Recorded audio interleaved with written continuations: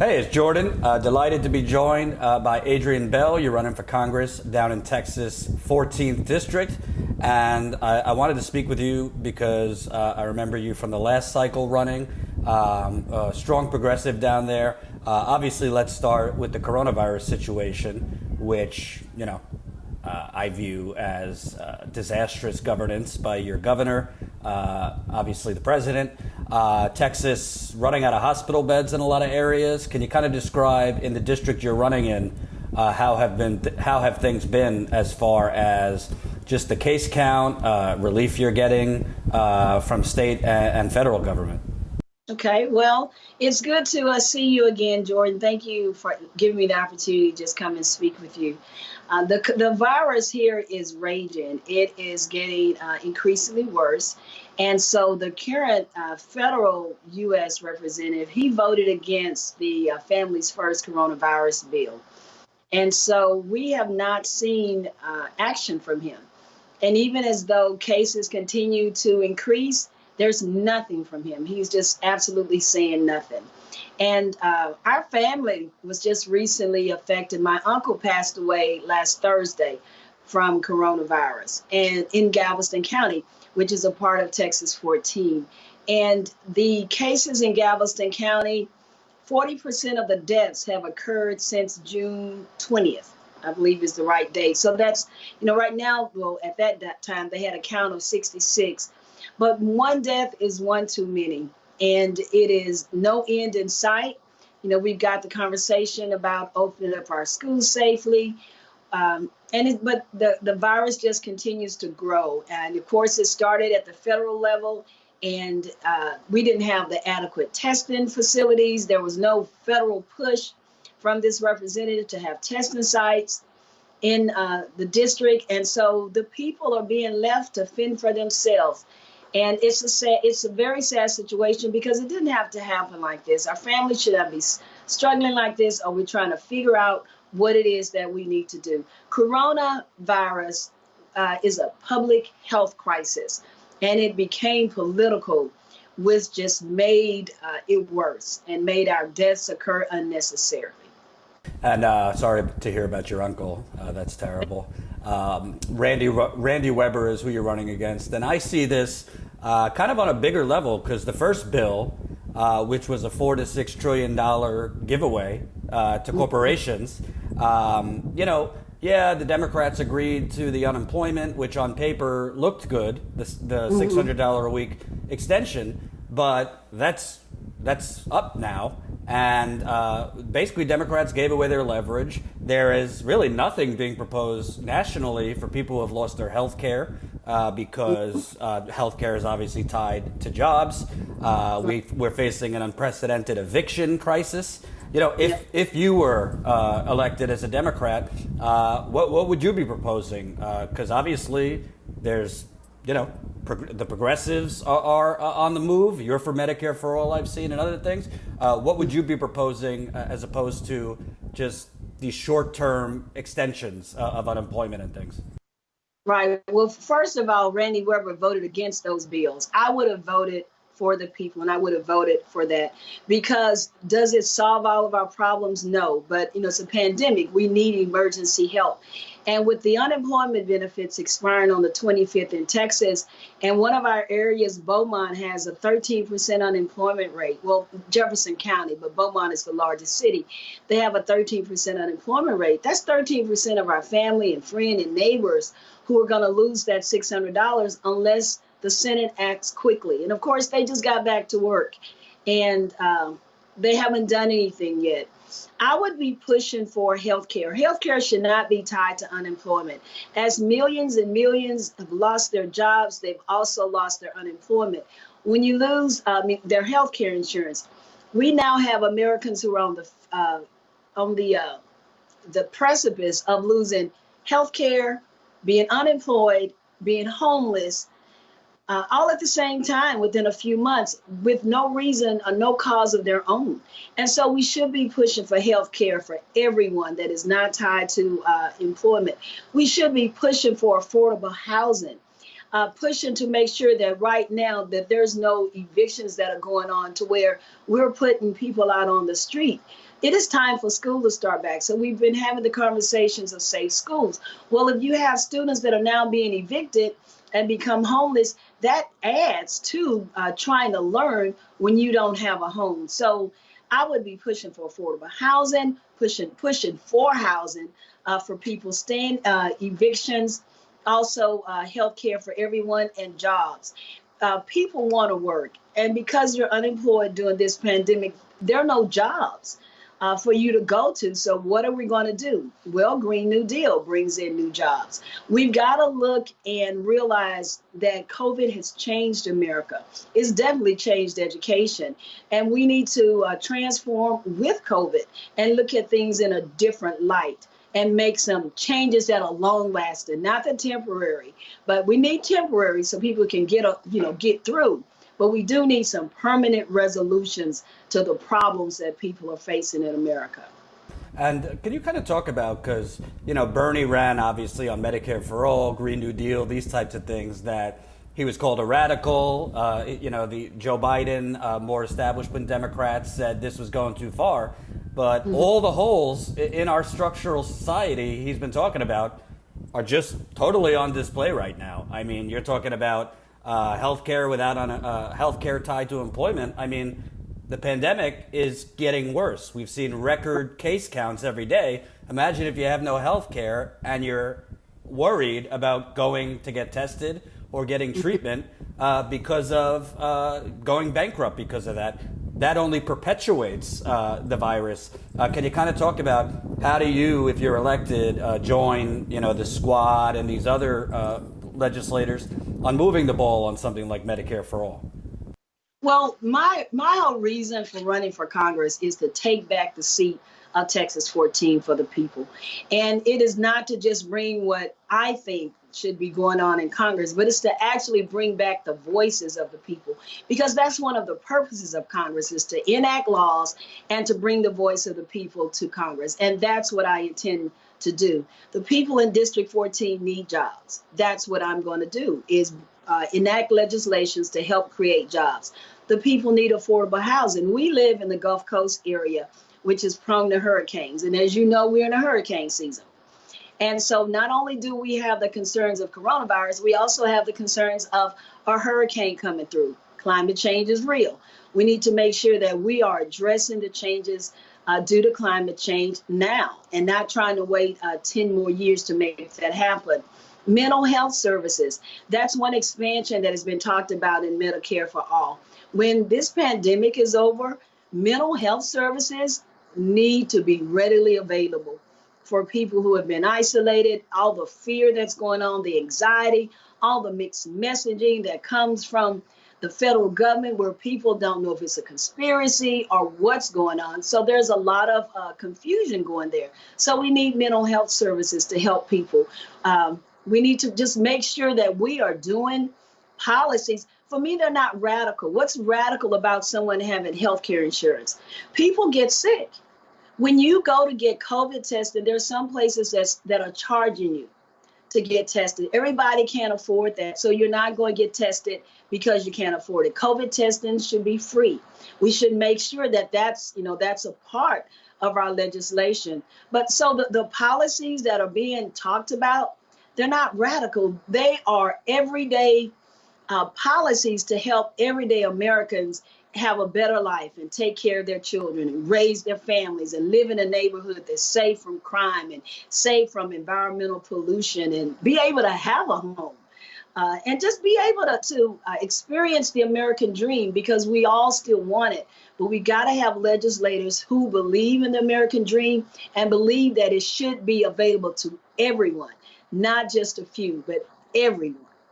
And can you kind of talk about, you were a teacher for a profession. We're seeing Republicans, they're kind of in some of the negotiations, it seems like dangling money over schools as, you'll get money if you get back to school and get those kids back to school in time for the school year, which to me is insane. I mean, yes, psychology and for growth, you want kids in school, but not if there's no vaccine, not if there's no real plan. It's very difficult to make kids socially distance. I just saw my 5-year-old nephew it's hard. He was rushing at me in the pool. They don't understand this.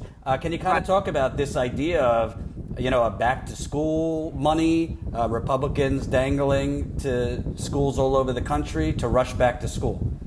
Okay, well, I am currently a fourth grade school teacher in the largest school district in Texas. And thankfully, our school district decided that we would have all virtual instruction. They pushed back the start of school for 2 weeks.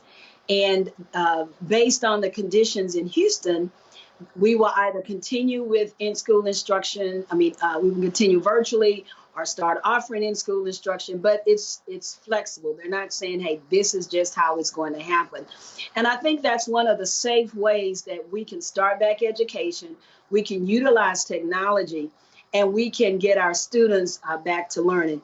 It should not be on teachers to be held responsible for schools being open. If a teacher is afraid or scared or concerned about their families, why not?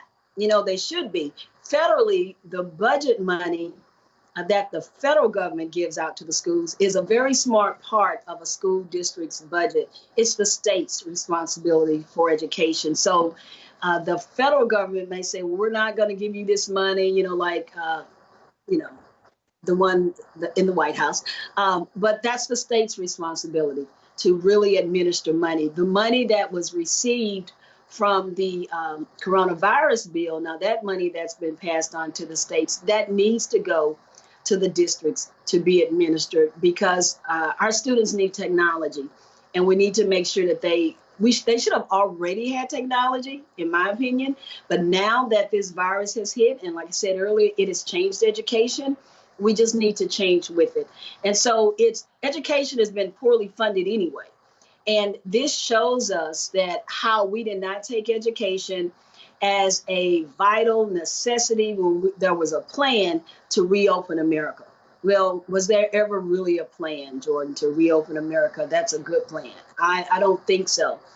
And it's like now it's fall time. What are we gonna do with the kids? We don't have adequate childcare. That's part of our problem right there. If we have focused on parents and focused on parents being stabilized, whether it's childcare, whether it's jobs, whether it's being able to pay the rent, then fall coming and reopening schools wouldn't be such a heartburn, because we would have stabilized the families. And now it's like, well, we got to put the kids back in school because we need our economy to open. Well, we're not willing to sacrifice our children for bad decisions or no decisions when it comes to COVID handling. And so teachers want to go back to work. Teachers want to teach, but teachers need to teach safely. Students will not social distance. They will play. They teach us in your teacher education classes, you're not supposed to touch students. You're not supposed to touch them at all. When you have a younger student, they will come run into you and grab you. And the only thing you could do is, peel them off, which then hurts their feelings because they don't understand that. And so they know they won't be able to social distance all day long with a mask on. There'll be mask games. There'll be all kind of things going on that has nothing to do with educating them, as we say, reading, writing, and math. Let me ask you, because obviously Black Lives Matter movement has really just exploded over the last few months, unfortunately, due to the heinous continuation of these police killings. We're seeing African-American candidates winning in New York and elsewhere. How is it for you, running in Texas? Obviously, there's been black lawmakers in Texas, but it's well known as a red state.